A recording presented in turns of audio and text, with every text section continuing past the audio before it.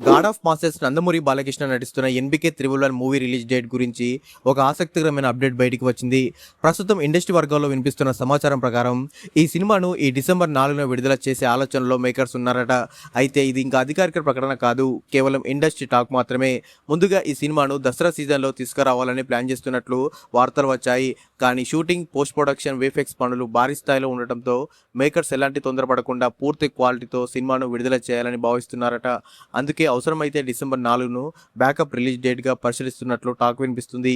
ఇప్పటికే NBK triple one గ్లిమ్స్కు అభిమానుల నుంచి అదిరిపోయే రెస్పాన్స్ వచ్చింది. దీంతో ఈ సినిమాపై అంచనాలు మరింత పెరిగాయి.